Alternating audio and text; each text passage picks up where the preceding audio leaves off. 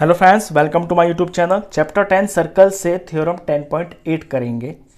The angle subtended by an arc at the centre is double the angle subtended by it at any point on the remaining part of the circle. Theorem कहती है कि किसी arc से, circle के ऊपर किसी arc से जो एंगल सेंटर पे बनता है ना, वो डबल होता है उस एंगल से जो किसी और पॉइंट के ऊपर बनता है। फिगर में आप देख रहे हैं, ये एक सर्कल है, ओ इसका सेंटर है और ये जो पी क्यू है ये मैंने आर्क ली हुई है। तो इस पी क्यू आर्क से एक एंगल तो बन रहा है सेंटर पे, वो कौन सा है? पी ओ क्यू, ये वाला। और एक बन रहा है पी ए क्यू, ये किसी अदर पॉइंट पे बना हुआ है, सर्कल के ऊपर ही है, सेंटर से अलग किसी पॉइंट पे बना हुआ है सर्कल के ऊपर। तो जो सेंटर वाला एंगल होता है ना, ये इसका डबल होता है, यानी angle P O Q is double of P A Q. ये थ्योरम होती है, इससे रिलेटेड बहुत सारे क्वेश्चन से आने वाली एक्सरसाइजेज में। तो हमें इसको प्रूफ करना है। तो प्रूफ करने के लिए सबसे पहले इसमें छोटी सी कंस्ट्रक्शन करनी पड़ेगी कि ए और ओ इसको इस तरह से ज्वाइन करते हुए बाहर तक चले जाना है। उसके बाद यहाँ पे कुछ एंगल्स बन रहे हैं, इनके नाम मैंने ऑलरेडी ले लिए हैं। ये 1 रख लिया, ये 2 रख लिया, ये 3, ये 4 और ये 5। अब ये जो दो ट्राइंगल आपको दिख रहे हैं ना, इनको बारी बारी आपको लेना है। मैं पहले राइट वाला ट्राइंगल ले लेता हूं और राइट ट्राइंगल के अंदर मैं क्या लिख सकता हूं? In triangle A O Q, A O Q के अंदर ये जो एंगल 1 है ना, ये बराबर होगा एंगल 2 प्लस एंगल 3। क्यों? क्योंकि किसी भी ट्राइंगल के अंदर जो उसका एक्सटीरियर एंगल होता है ना, जो बाहर को किसी एक साइड को बढ़ाकर अगर हम एंगल बना देते हैं तो वो एक्सटीरियर एंगल बोला जाता है।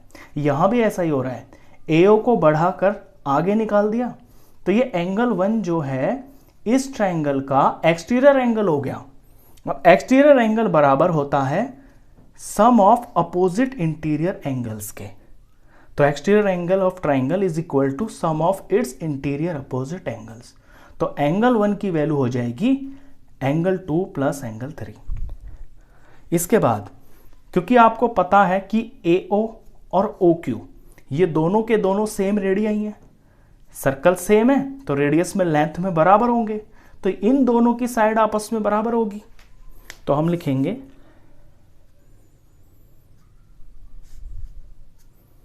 OA is equal to OQ, reason radii of same circle. अब ट्राइंगल के अंदर जब ये दो साइड्स बराबर हो गई हैं तो इनके सामने के एंगल भी बराबर होंगे। तो angle 2 is equal to angle 3। जब किसी ट्राइंगल के अंदर दो साइड्स आपस में बराबर हो, आइसोस्केलस ट्राइंगल होता है वो, तो बराबर वाली साइड्स के सामने के जो एंगल्स होते हैं वो भी बराबर होते हैं। और यहां पर इन साइड्स के सामने आ रहे हैं एंगल 2 और एंगल 3। रीजन भी लिखना, angles opposite to equal sides are equal. अब ऊपर देखिए, ऊपर आपने लिखा हुआ है एंगल 1 इज इक्वल टू, ऊपर से लेते हैं तो from above angle 1 is equal to angle 2 plus angle 3। और यहां पे मैंने ये दिखा दिया है कि 2 और 3 आपस में बराबर है, तो मैं दोनों की जगह पे मैं 2 रख लेता हूं। तो एंगल 1 इज इक्वल टू, 2 को तो मैं 2 ही रखूंगा और एंगल 3 को मैं एंगल 2 लिख लेता हूं। अब एंगल 1 मेरा हो जाएगा ट्वाइस ऑफ एंगल 2। यहां पे ध्यान आपको ये रखना है कि ये जो आप ट्वाइस लेंगे ना, जहां आप सेम रखेंगे, ये वही वाला एंगल रखना जो आपके यहां आ रहा है, जो ऊपर चोंच वाले ट्राइंगल में आ रहा है ना एंगल में, इसी को लेना आप। क्योंकि आपको दिखाना क्या है? आपको ये दिखाना है कि angle 1 plus angle 4 P O Q हो जाएगा, और 2 और 5 ये ऊपर वाले इसके लिए यूज हो जाएंगे। तो जानबूझ के आपको ये ध्यान रखना है कि ट्वाइस वहां उसी को लेना है जो आपके इस वाले एंगल में आ रहा है।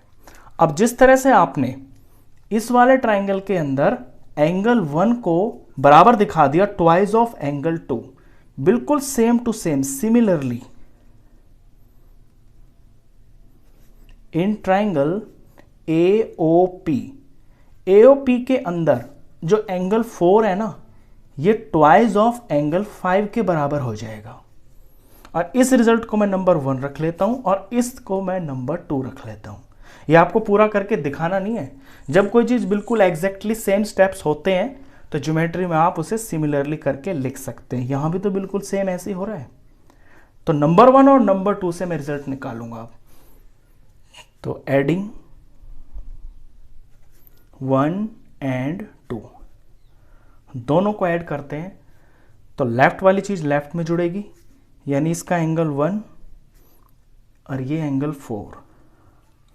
राइट वाली चीजें राइट में जुड़ेंगी, twice of angle 2 plus twice of angle 5।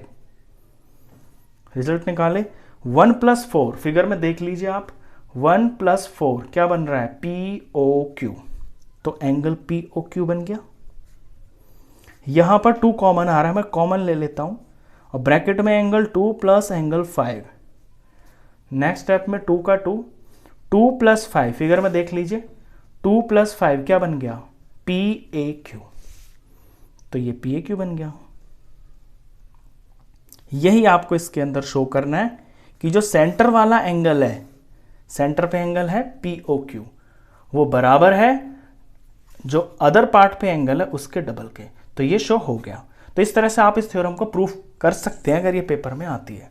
अब इसके बाद कुछ जो थ्योरम्स हैं उन्हें भी करते हैं इसी वीडियो में।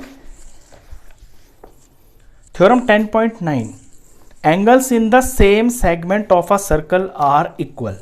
बात समझिए, सेगमेंट, सेम सेगमेंट का मतलब है ये सर्कल है, ये मैंने एक यहां पर कॉर्ड डाल दी, तो कॉर्ड से जो सर्कल है ना वो 2 चीजों में बढ़ जाता है, उन्हें हम सेगमेंट बोलते हैं। तो मान लीजिए ऊपर वाला सेगमेंट है, ये नीचे वाला सेगमेंट है। अगर मैं इस सेगमेंट के अंदर एंगल्स बनाता हूं, यहां से मैंने ये बना दिया एंगल P, ये मैंने Q बना दिया, ये एक और बना दिया मैंने R। तो ये ऊपर वाली मेजर सेगमेंट है ना, सेम सेगमेंट के अंदर मैंने QRP ये 3 एंगल बना दिए। तो इन तीनों का जो मेजरमेंट है ना वो एग्जैक्टली बिल्कुल सेम होगा।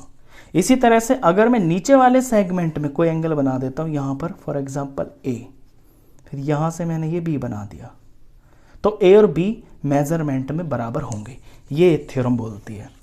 Theorem 10.10, if a line segment joining 2 points subtends equal angles eight 2 other points lying on the same side of the line containing the line segment, the 4 points lie on a circle, bracket में लिखा हुआ they are कॉनसाइक्लिक। इसको थोड़ा ध्यान से समझें, इसका meaning क्या है थ्योरम का।